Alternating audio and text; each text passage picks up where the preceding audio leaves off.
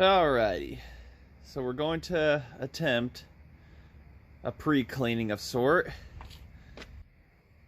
using the angle grinder and a wire wheel. We're going to attempt it at least on the chain. I've got the idea that we're going to try and clean the chain part as best as we can and remove it from the bar, and possibly, like I said, do a hybrid of a setup. Do the chain and electrolysis, at least. It's kind of the idea I've had. So we got to wad it up somehow, get it freed enough to be able to put into a container, and then we can try the electrolysis, or at least if we use a vapor rust or something, I won't have to use as much, being able to put it into a compact container. So we'll see how it goes here. Got it on the sawhorses strapped down, so hopefully it doesn't turn too much into a rocket. And without further ado, we'll start off a little bit here with you guys, and then maybe time lapse. I don't know. Safety first. Have your shields on for protection.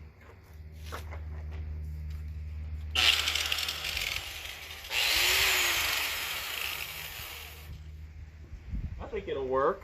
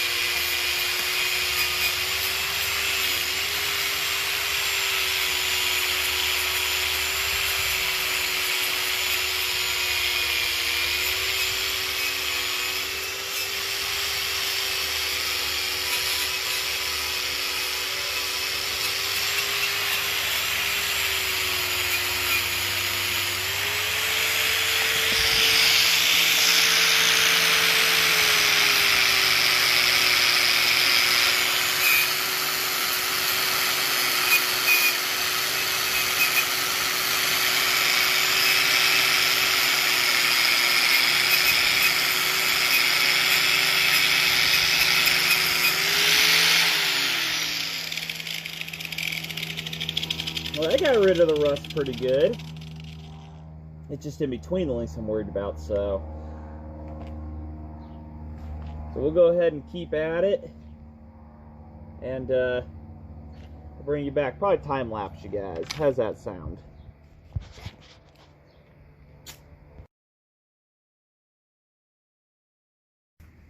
So for a real quick comparison, this would be a before and after. Just the wire brushing. You can see right there where the clamps were. So, taking off at least surface rust. Actually not too bad, I guess. It's not flaking, but we've got as pretty as it looks, getting that chain freed up. You can see it'll do it. It just ain't gonna like it at first. So that's kind of what the electrolysis, what I was hoping. It would be able to go in between all the links and kind of be an equal player in this without eating way too much stuff, but we may have to go with the chemical dip of sort, so we'll just see. But goal is get this chain off of this bar, and that's going to be a bunch of prying, and underneath each one of these though I have a pry spot to get underneath and tap up, so that's another helpful benefit. I'm trying to avoid using lubricant, just so that it's another avoiding of a degreasing and cleaning and stuff like that. It could just go right into a bath. So, alright. Ranting a little thing over. Let's keep going on this, shall we? I don't think it's going to be too difficult to get this away from the bar, honestly. I mean, a little prying here. A little pry here. I just tap on it with a hammer and just keep at it and see what she does. But as you can see here, I'm just easily getting this away from the bar. So the chain does still move. Barely. I heard you in the background. So, yeah.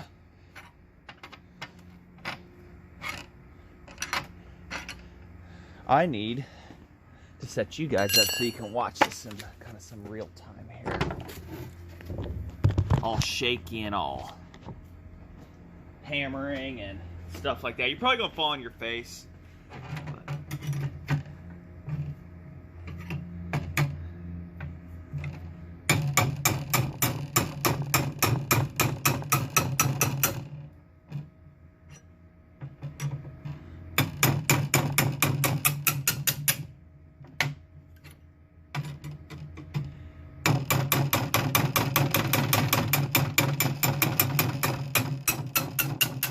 But I'm just using a little ball peen hammer and a pry thing that has a nice little end on it, despite the fact that it's probably not the best thing to use for this. But what can you guys see of the work here?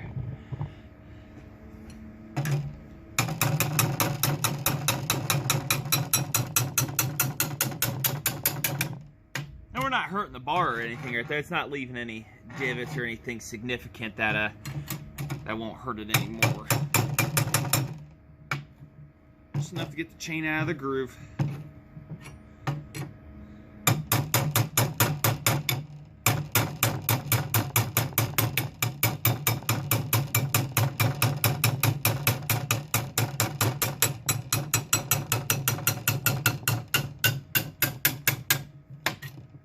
Yeah, not doing anything that bar.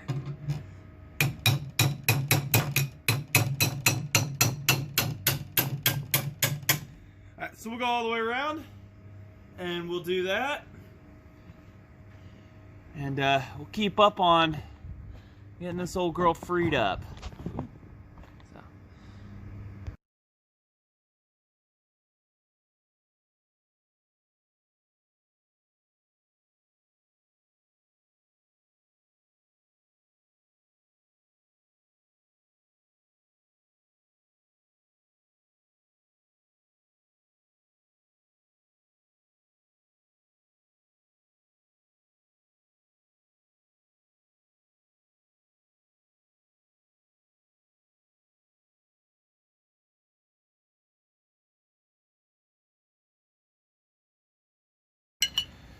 All right, we're coming up to the tip here, so I figured I'd have you guys here for the whole thing, the final pop-off.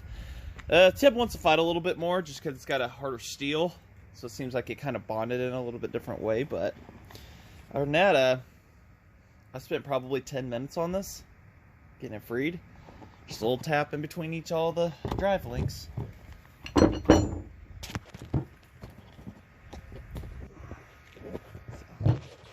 It's a little shaky.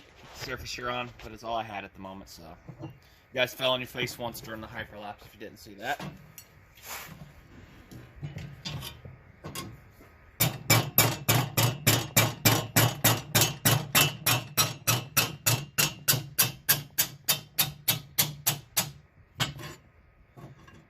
Final tap.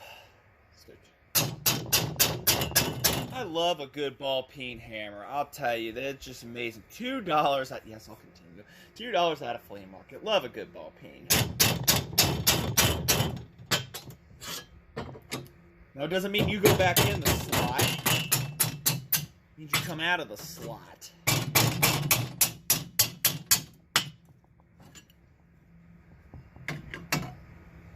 Remember, it's only failure if you didn't try. Always try your best. There we go.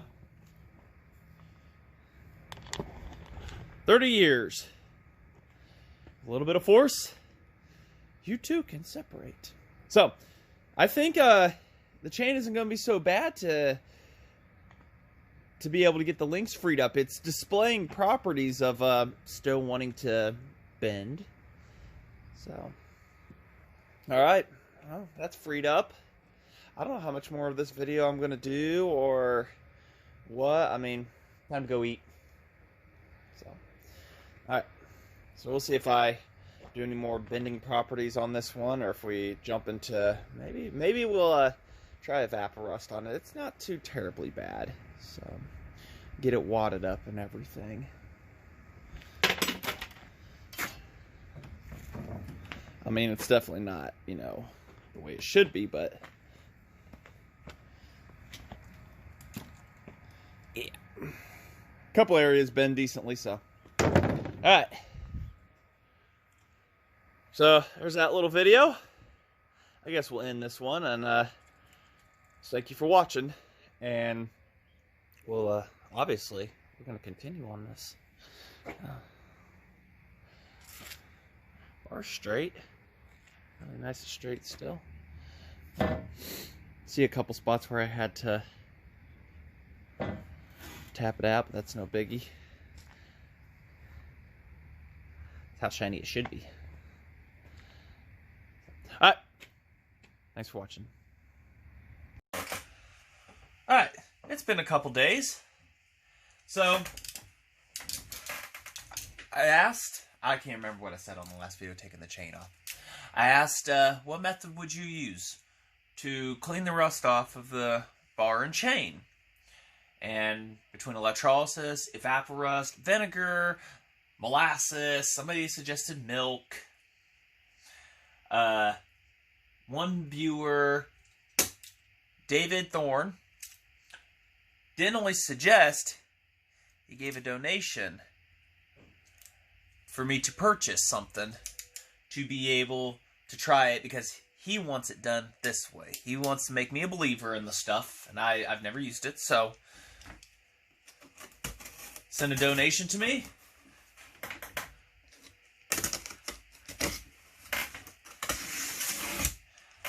And it's cheapest to get it off of Amazon too, surprisingly, because I've got Prime.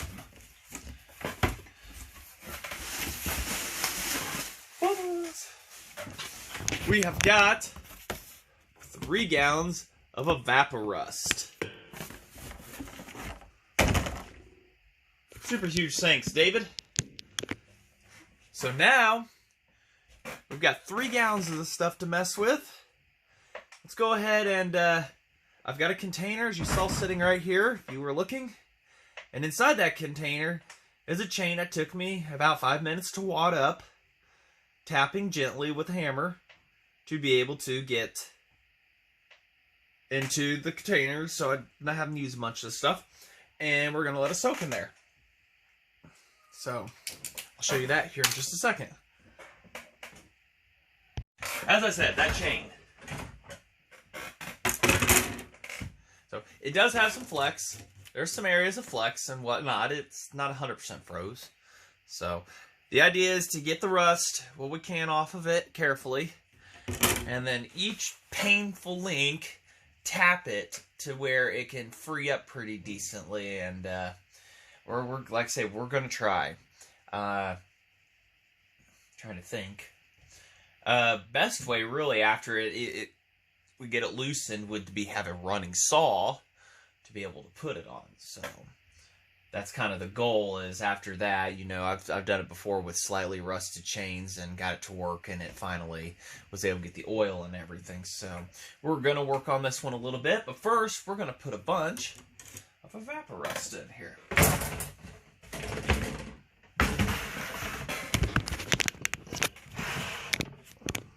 So, grab a gallon. We'll read the instructions here real quick. Non-toxic, biodegradable, safe on skin and eyes, reusable. Tools, antiques, cookware, auto hardware, super safe rust remover. Peel for details. Is amazing rust eliminator on product, extensive research. And all this other good stuff. So there we go. Made in the US. Alright. The camera holder will hold you all still. I do plan to reuse this as best as I can. Let it begin. Doesn't really have a smell to it. I mean, it's got something, but nothing I can really describe off the top of my head.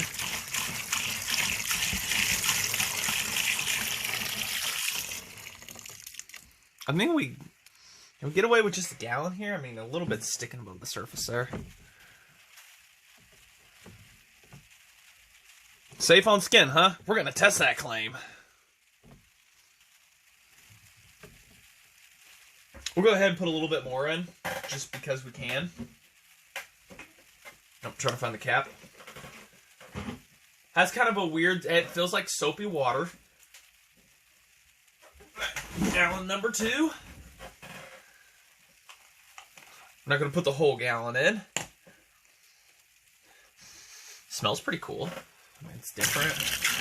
We're going to do enough to cover the chain.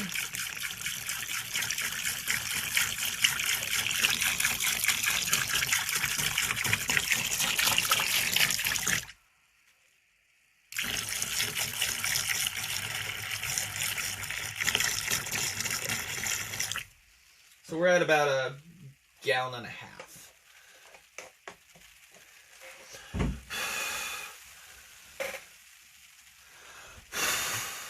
As you can already see, there's bubbles coming up. We'll zoom in. Woo! I say zoom in. The camera doesn't show it too well, but it's there. So